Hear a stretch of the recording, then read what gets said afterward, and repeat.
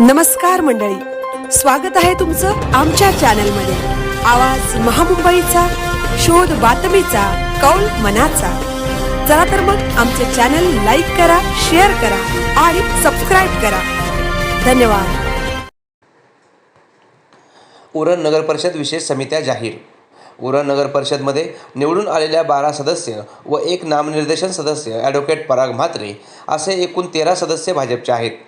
बुधवार दिनांक 18 फेब्रुवारी रोजी नगर परिषद येथे विशेष समित्या व त्यांचे सभापती व सदस्य यांची जाहीर बिनविरोध निवड करण्यात आली। उरण नगर परिषदमध्ये गट नेते जवींद्र लक्ष्मण कोळी हे आहेत।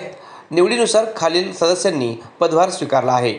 सार्वजनिक बांधकाम समिती व नियोजन व विकास समिती सभापती रवी यशवंत भोईर, सदस्या सायली पाटेकर, सदस्या पूर्व योगेश वैवडे। 2. स्वच्छता वैद्यक आणि सार्वजनिक आरोग्य समिती व शिक्षण क्रीडा व सांस्कृतिक कार्य समिती सभापती जसीम इस्माईल गॅस, सदस्य जवींद्र लक्ष्मण कोळी, सदस्या रेबेका मढवी। 3. पाणी पुरवठा आणि जलनिस्सारण समिती सभापती राजेश मधुकर ठाकूर, सदस्य गणेश सदाशिव पाटील, सदस्य रोहित नितीन पाटील। 4. महिला व बालकल्याण समिती सभापती सायली सवीन म्हात्रे, उपसभापती दमयंती वैभव म्हात्रे, सदस्या रजनी सुनील पाटील आदी 4 सभापती व सदस्य यांची बिनविरोध नियुक्त्या करण्यात आल्या। यावेळी भाजप उरण शहर अध्यक्ष कौशिक शाह, नामनिर्देशन सदस्य ॲडव्होकेट पराग म्हात्रे, उरण शहर महिला अध्यक्षा संपूर्णा थळी, उरण शहर युवा अध्यक्ष निलेश पाटील, मनन पटेल, अप्पू कोळी, सवीन म्हात्रे, सनी कोळी, रीना पाटील, प्रकाश कडू, संदीप तांडेल, दीपेश कोळी भाजप कार्यकर्ते उपस्थित होते। गेल्या 20 वर्षापासून नगरपालिकेची MIDC कडील पाणीपट्टी थकीत आहे। सध्या नगरपालिका देयक भरत असली तरी जुनी थकीत पाणीपट्टी हा मोठा प्रश्न सोडवण्याच्या आमचे प्राधान्य असेल, असे रवी भोईर यांनी नमूद केले। उरणचा विकास करण्यासाठी आमदार महेश बालदी यांनी निधी आणला आहे, त्यामुळे उरण शहराचा कायापालट केला आहे। उरण नगर परिषदमध्ये भाजपचे बहुमत आहे। भाजपची सत्ता असल्यामुळे कोणताही ठराव हा आमच्याशिवाय पास होणार नाही। रखडलेली कामे पूर्ण करण्याचा आम्ही प्रयत्न करणार आहोत। आमदार महेश बालदी यांनी उरण शहराच्या विकासासाठी करोडो रुपयांचा निधी राज्य शासन, केंद्र शासनकडून आणल्याने आज नगरपालिकेची भव्य इमारत, डॉक्टर बाबासाहेब आंबेडकर उद्यान, समाज मंदिर, फूल मार्केट, उरण मोरा कॉन्क्रिटीकरण अशी बरीच विकासाची कामे केली आहेत, अशी माहिती उपनगराध्यक्ष रवी भोईर यांनी दिली।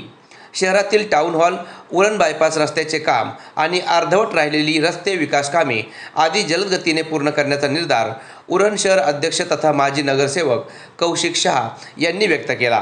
विशेषतः महिलांसाठी शहरात विविध ठिकाणी जागा शोधून अत्याधुनिक स्वच्छतागृहे उभारण्यास प्राधान्य दिले जाईल, असे ते म्हणाले। आवाज महामुंबईचा चॅनलसाठी दिनेश पवार, उरण। सभापतीची पण निवड होती।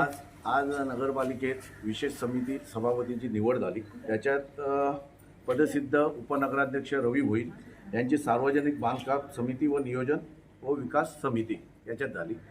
दुसऱ्या नंबरला स्वच्छता वैद्यकीय आणि सार्वजनिक आरोग्य समिती व शिक्षण क्रीडा व सांस्कृतिक कार्य समिती याच्यात जसीम गॅस यांची बिनविरोध निवड झाली।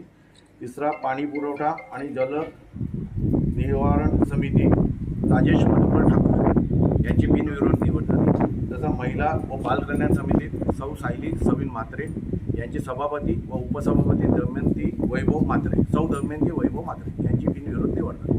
आणि या चौघांचे मी पहिले अभिनंदन करतो आणि पुढील कार्यकाळासाठी सभापतींची निवडणूक होती। या निवडणुकीमध्ये भारतीय जनता पार्टीचे बहुमत असल्यामुळे चारी सभापती बिनविरोध निवडून आलेले आहेत। त्याप्रती सर्व सभापतींचं मी अभिनंदन करतो। खरं सांगावं म्हणजे या उरण नगरपालिकेमध्ये काहीकांचे स्वप्न होते की सत्ता आमची येणार, पण आता चित्र स्पष्ट आहे। उरण नगरपालिकेमध्ये भारतीय जनता पार्टीची सत्ता आहे आणि त्यांच्यामुळे कुठलाही ठराव घेता येणार नाही आणि ठराव पासही होणार नाही। या शहराचा पूर्ण कायापालट करण्यासाठी आपले आमदार एवढी निधी आणून दिली, उरण शहराचा नक्की कायापालट त्यांनी करून दिलेले आहे। असणारा घनकचरा सिडकोमध्ये जे आमची चालू आहे विचारपूस, की थकबाकी याच्यावर पाठवली जातोय, त्याकरता या प्रस्तावासाठी आमदार महेश शेख बारदी साहेब हे चांगले त्याच्यावर प्रयत्न करतात.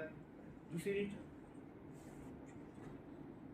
करतात तर तुम्हाला नगरपालिकेमध्ये त्यावेळेपासून थकबाकी ती बाकी नव्हती.